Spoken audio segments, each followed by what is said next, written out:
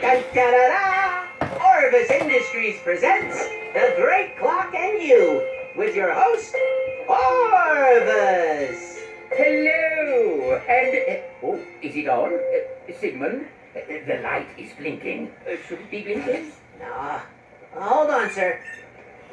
Okay, try now. Hello, and welcome to the Great Clock. You're here because you've been selected to join our team, and we couldn't be happier to have you. We have a lot to discuss, but first, let's take a look at what the Great Clock is.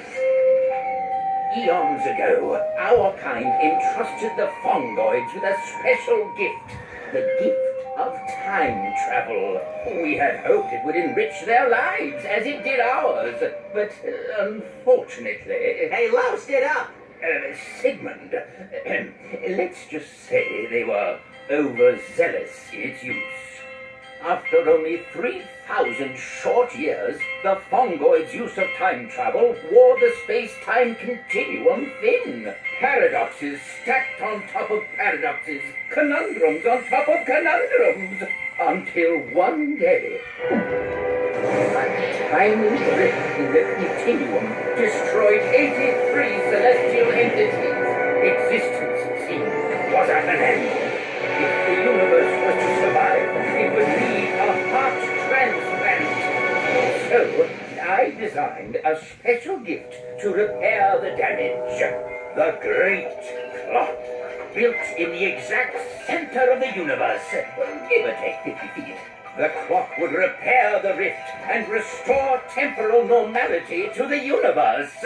And that, my son, is where you come in.